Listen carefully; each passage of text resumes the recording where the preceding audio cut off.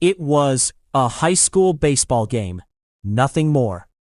A pitch, a swing, and then a bat slipped out of another player's hands and came flying straight toward the on-deck circle, straight toward a 16-year-old sophomore named James Clear.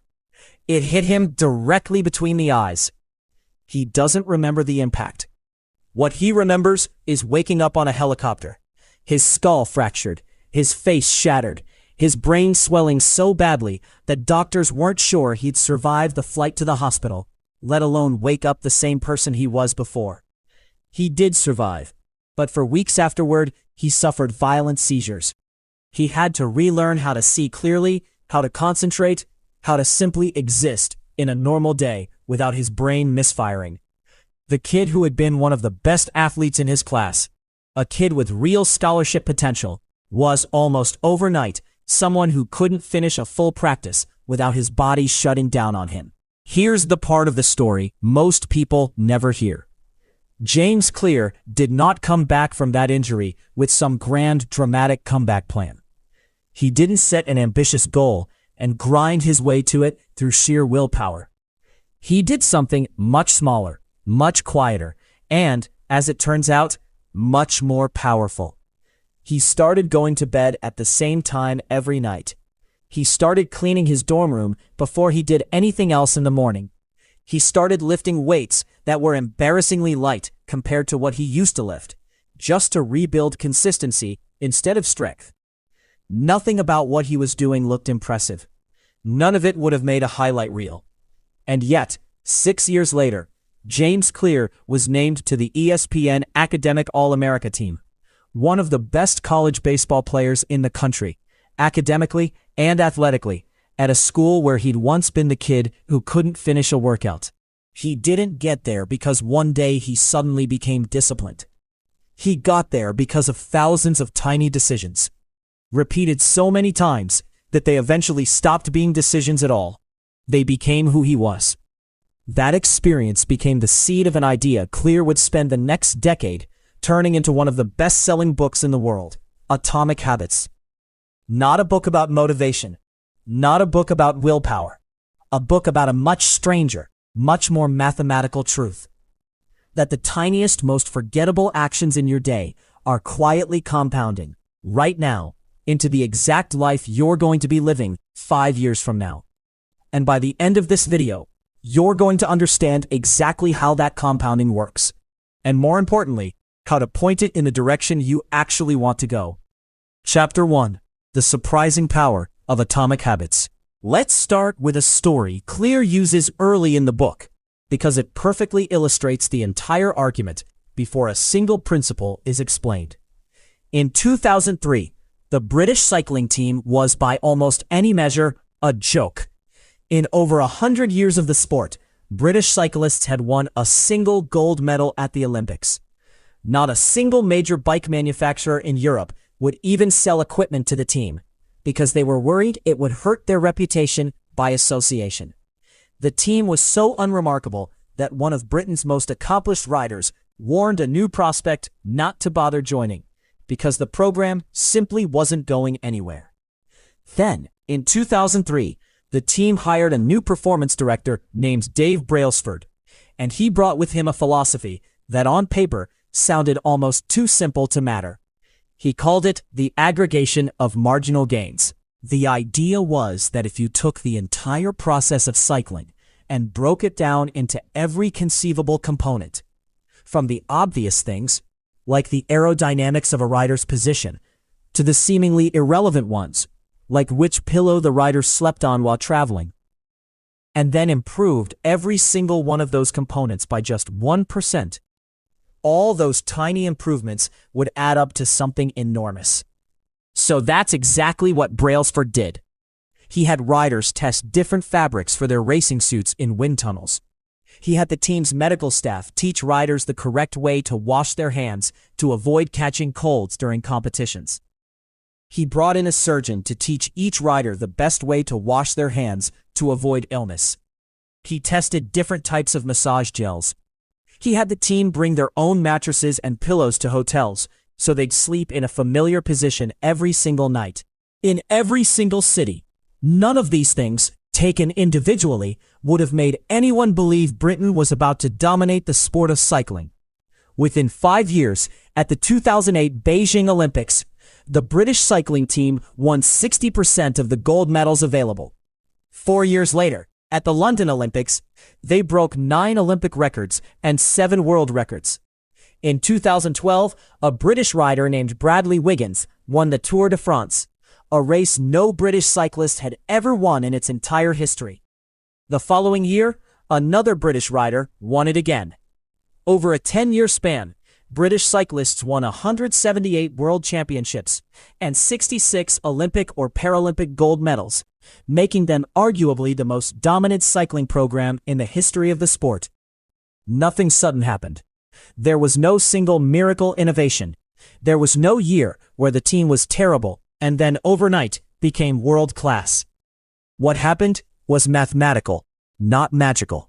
And this is the exact idea Clear wants you to internalize before anything else in the book makes sense. Habits are the compound interest of self-improvement.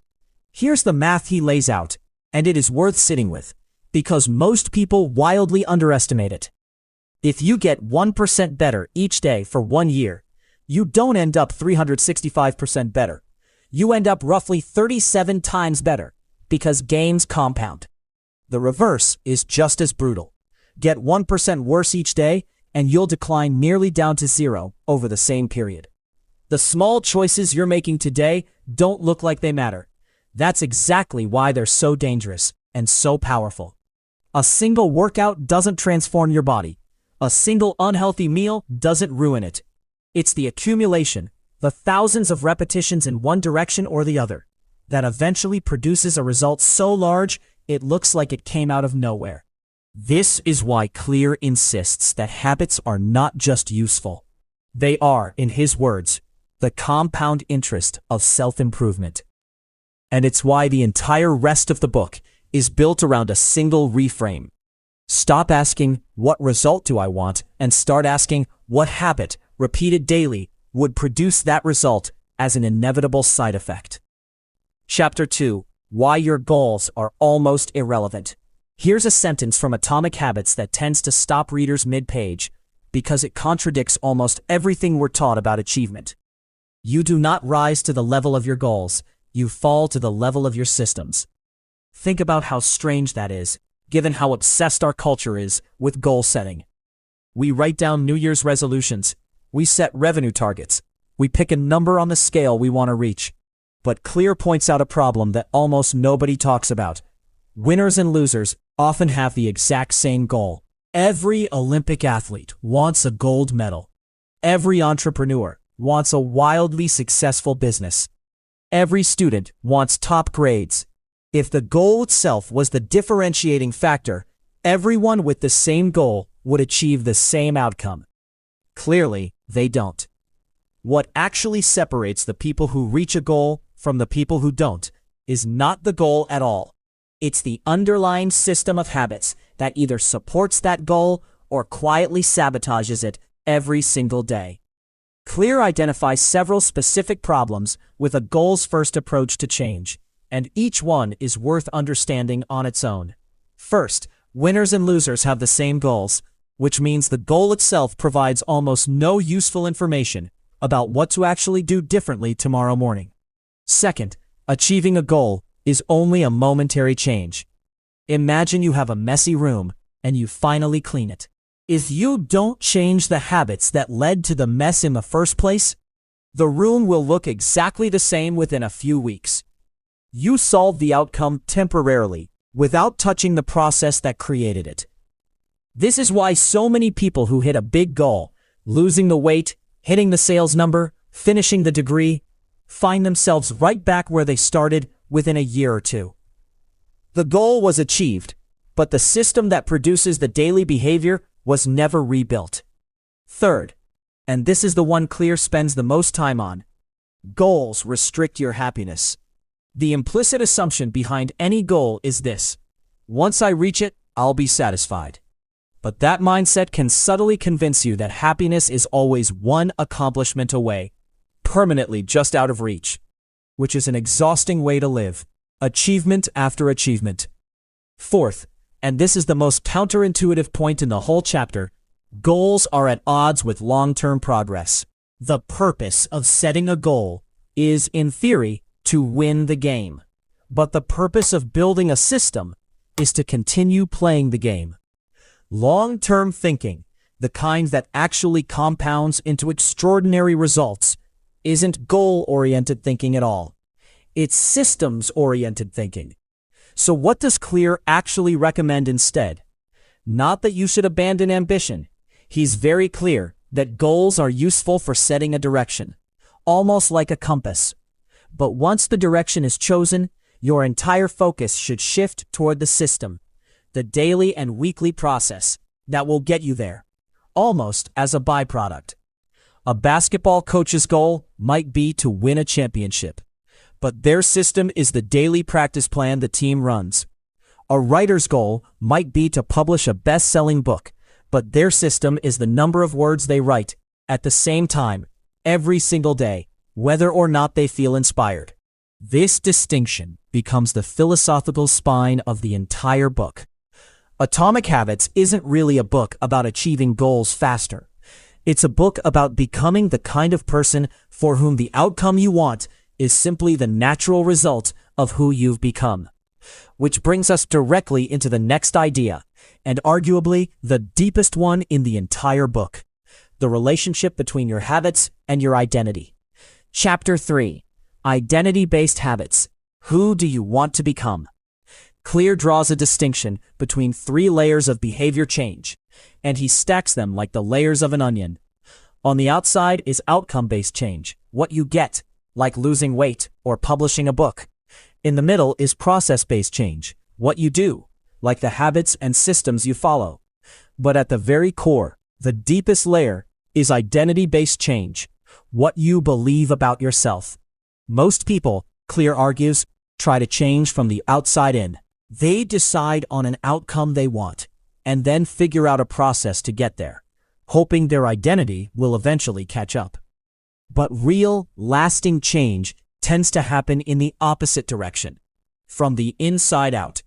You change your identity first, and the behavior follows almost automatically, because now the behavior is simply consistent with who you believe yourself to be. This is best explained through an example Clear uses himself. 2 people resist a cigarette. When offered, the first person says, "No thanks, I'm trying to quit." That statement, while admirable, still implicitly frames the person as a smoker, someone who is currently in the difficult process of becoming something else, fighting a craving with willpower. The second person says, "No thanks, I'm not a smoker." That is a completely different psychological event. It isn't a decision made through gritted teeth. It's simply a fact, consistent with an identity that has already shifted. One person is fighting their identity. The other is expressing it. This is why Clear says the ultimate form of intrinsic motivation is when a habit becomes part of your identity. It's one thing to say, "I want this." It's an entirely different level of commitment to say, "I am the type of person who does this." Once your pride gets involved, you'll fight tooth and nail to maintain your habits, because the habit is no longer just something you do. It's evidence of who you are. But here's the part that makes this idea genuinely practical instead of just inspiring. Clear insists that identity is not something you need to have before you start acting. Identity is built through small pieces of evidence, accumulated over time through repetition. Every time you write 1 page, you cast a vote for being a writer. Every time you go to the gym, even for 10 minutes, you cast a vote for being someone who exercises. Every time you choose the healthier meal, you cast a vote for being a healthy person.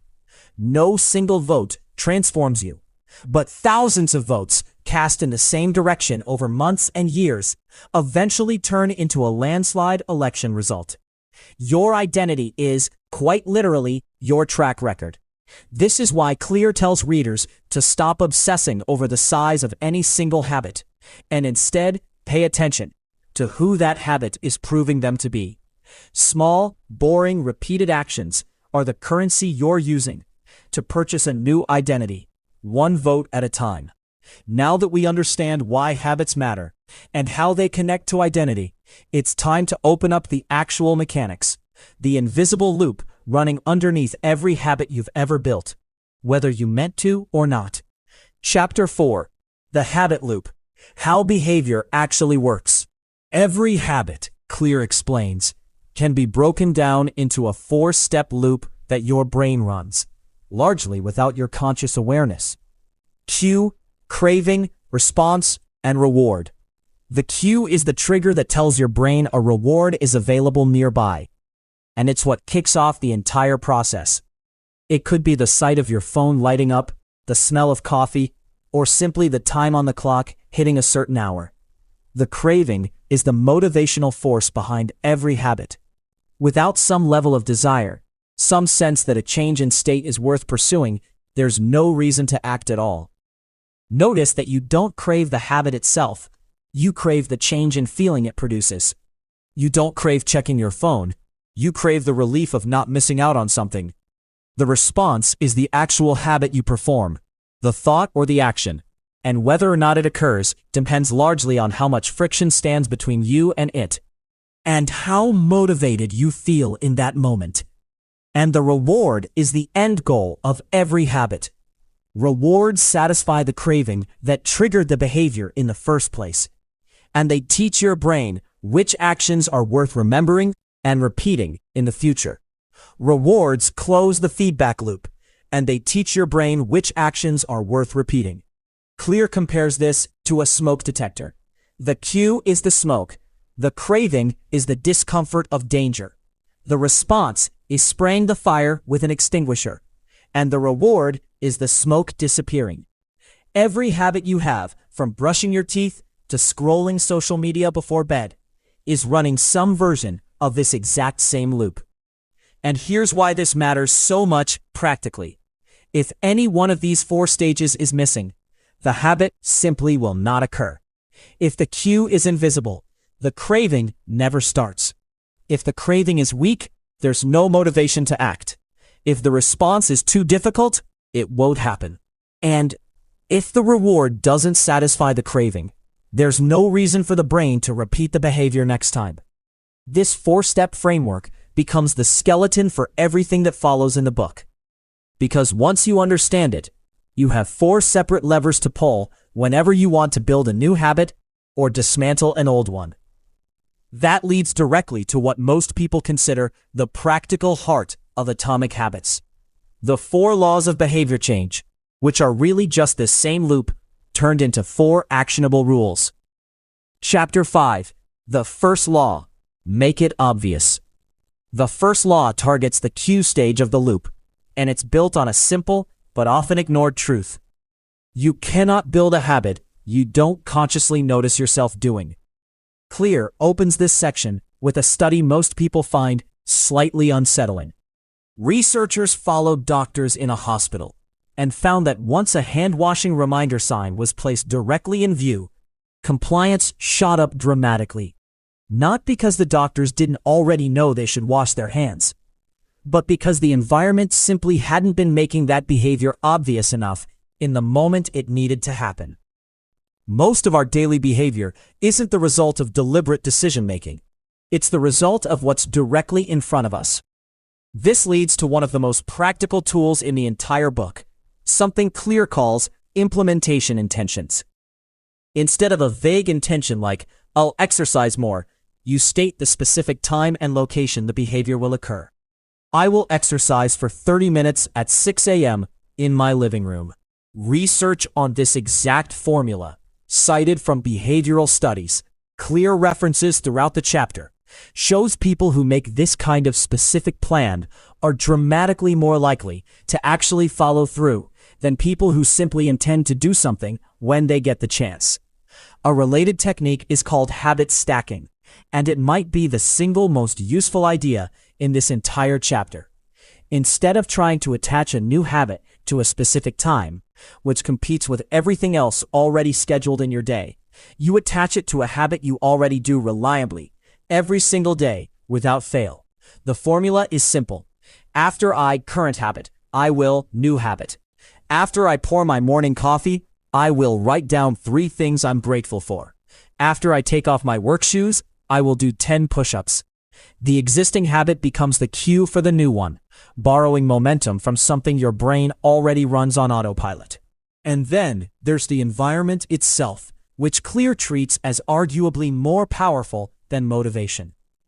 He points out that people don't need better willpower, they need a better environment, one where the cues for good habits are visible and the cues for bad ones are removed. A now famous study he references involved hospital cafeterias. Simply moving water bottles to eye level and pushing sugary drinks out of immediate sight reduced soda sales dramatically and increased water sales without a single sign or announcement telling people to make a healthier choice. Nobody's willpower changed. The visibility of the cue did. Make the cues for good habits obvious, and you've already won most of the battle before a single ounce of discipline is required. Chapter 6. The Second Law. Make it attractive.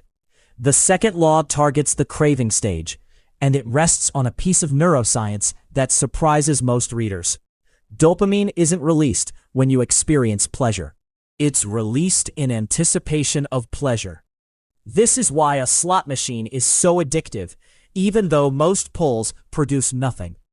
The anticipation itself is doing the heavy lifting, not the reward.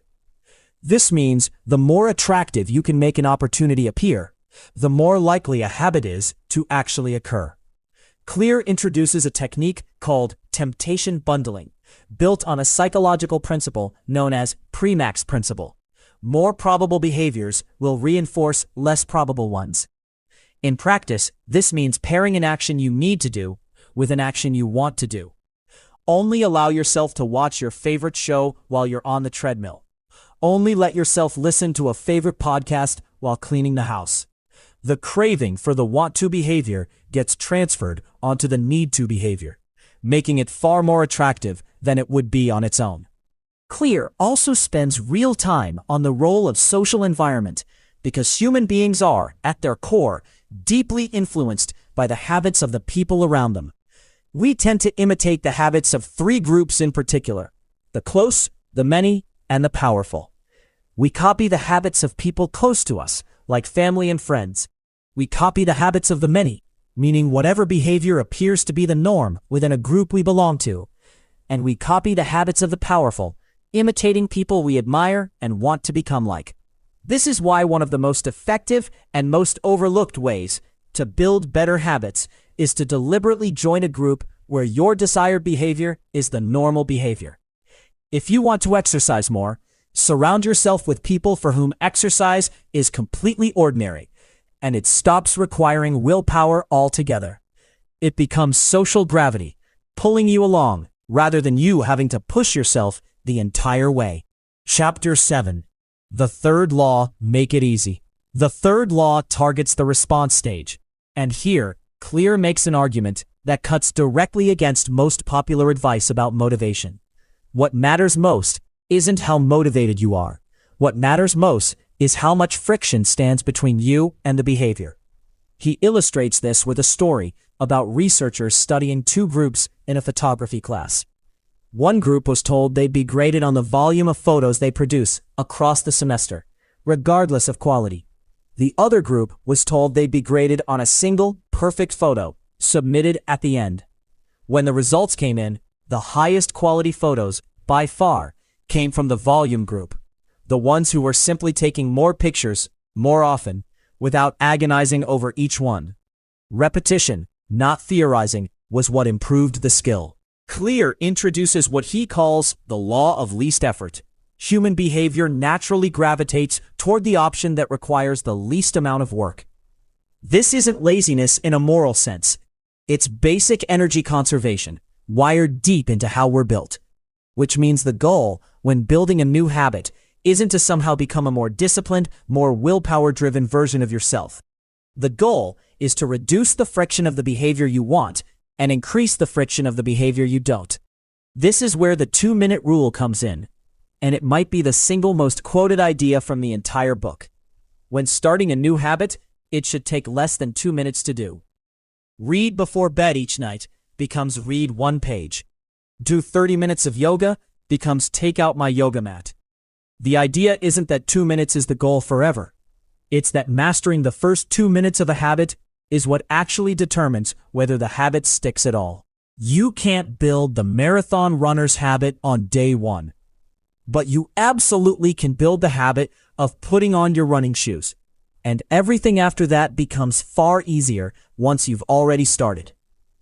On the flip side, Clear recommends deliberately increasing the friction for habits you want to break.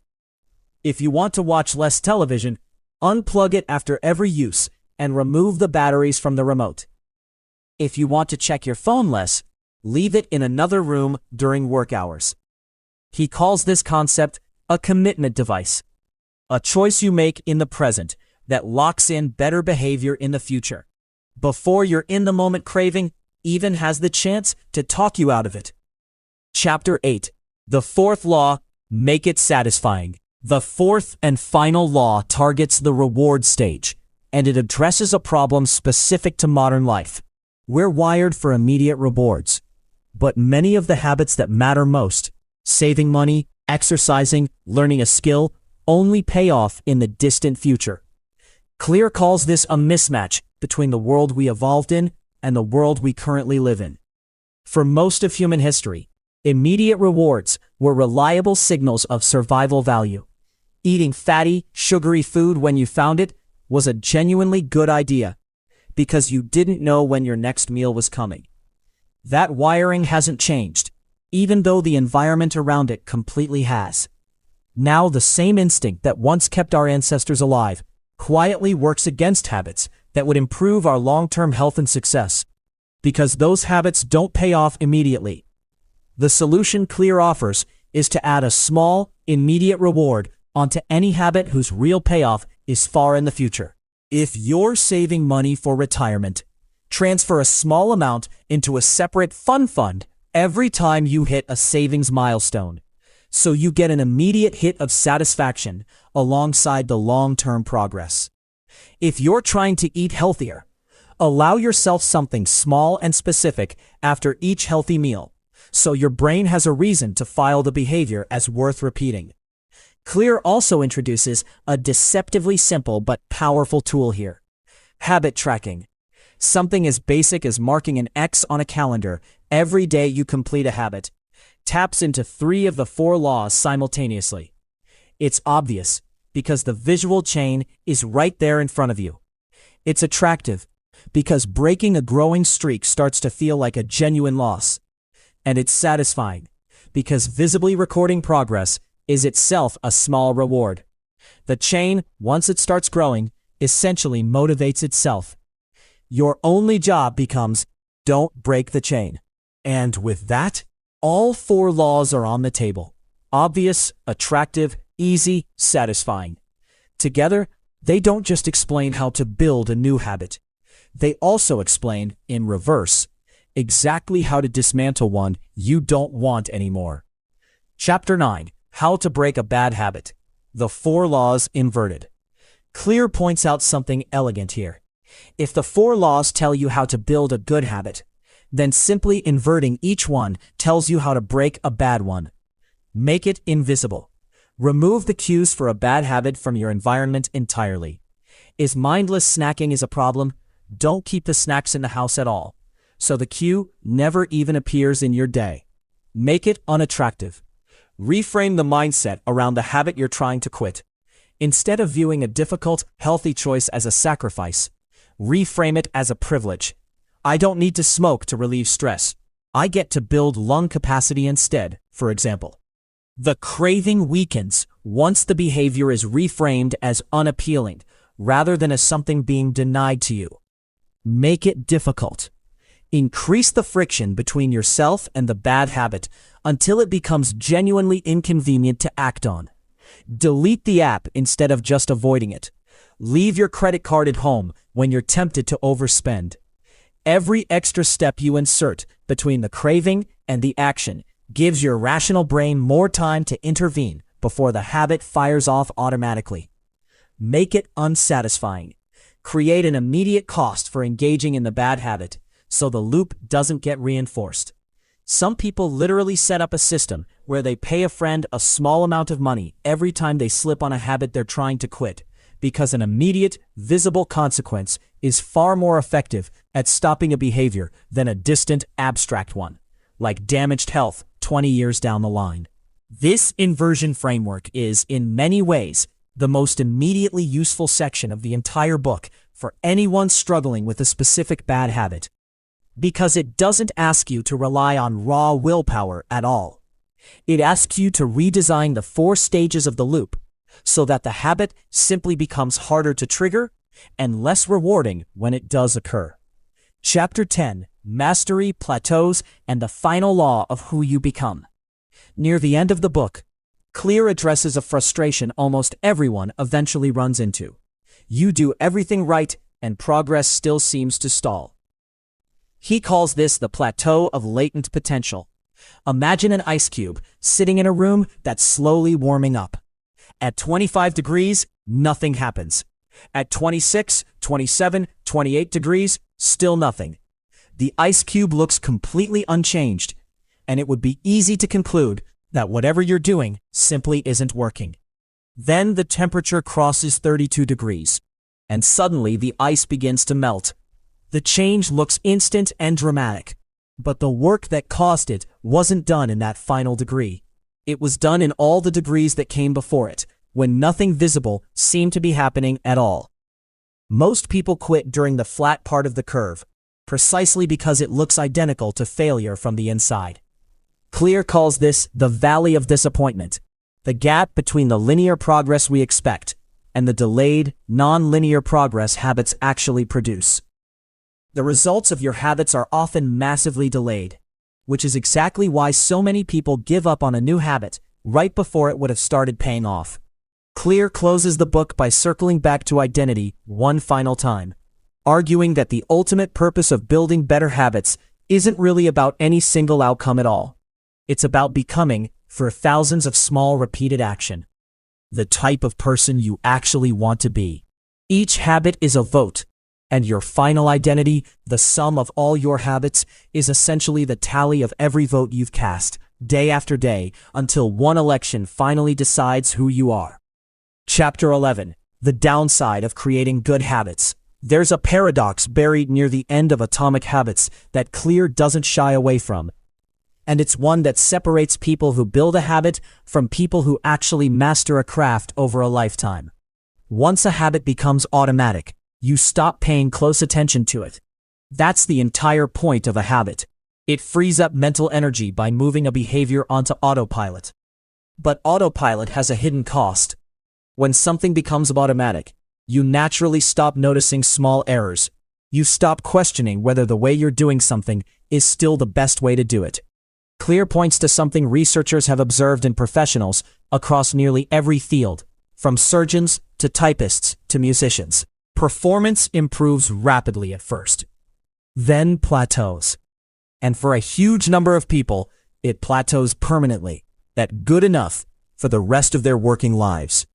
A doctor with 20 years of experience isn't automatically better than a doctor with 5, once basic competence has been reached. Because repetition without reflection doesn't produce mastery. It just produces reinforcement of whatever level you already stopped at. This is why Clear insists that habits are necessary but not sufficient for true mastery. Habits get you to the point of automaticity efficiently, but once you're there, growth requires something that runs almost against the grain of habit itself, what he calls deliberate practice. This means reintroducing conscious attention into a process your brain has already tried to make invisible. It means reviewing your own performance, seeking out feedback that stings a little, and consciously working on the exact part of the skill that's currently weakest, rather than simply repeating the parts you're already comfortable with. The other danger Clear names directly is boredom. He argues almost provocatively that the greatest threat to long-term success isn't failure, it's boredom. Early on, a new habit is exciting simply because it's new. But eventually, The novelty wears off, and what's left is the plain, repetitive reality of showing up and doing the same unglamorous work again, on a day when you don't feel like it, and nothing about the process feels fresh anymore. Clear's observation, backed by what he's seen across elite performers in nearly every field he studied, is blunt. The people who stick with their habits long enough to get results are rarely the ones who found some special reserve of passion. They're the ones who were willing to keep going after the passion faded. On the boring, forgettable, unremarkable days. Professionals, in his words, stick to the schedule. Amateurs let life get in the way. This is, in some ways, the most honest chapter in the entire book, because it refuses to promise that habits eventually become effortless forever. Some days, even a habit you've built with total identity-level conviction will simply feel like a chore. Clear's answer isn't to wait for motivation to return. It's to lower the standard on the hard days, without abandoning the habit completely. Showing up for a shortened version rather than skipping entirely. Because consistency, even imperfect consistency, protects the identity you've built far more effectively than an occasional burst of perfect effort, followed by weeks of nothing at all. James Clear started this entire journey lying on a helicopter, unable to remember how he'd gotten there, unsure whether the person he used to be would ever return. He didn't fix that with one enormous decision. He fixed it with a bedtime and a clean dorm room and weights that were embarrassingly light. Repeated so many times that eventually they stopped being decisions and simply became who he was. That's the entire argument of Atomic Habits, distilled into one sentence. You will never rise to the level of your goals. You will always fall to the level of your systems. So the real question was never, what do I want to achieve? It was always, who do I want to become? One tiny, forgettable, 1% decision at a time. So here's what I want you to do before you close this video. Pick one habit, just one, and make it so small it feels almost embarrassing. Not read more. Read one page. Not get in shape. Put on your shoes. Then tell me in the comments what that one tiny habit is, and I'll be checking in on this video to see who's still voting for their new identity a month from now. If this changed the way you think about your own daily choices, that's exactly what PageTurn is here for. Taking the world's most powerful books and turning them into ideas you can actually carry with you into tomorrow morning. Subscribe so you don't miss the next one.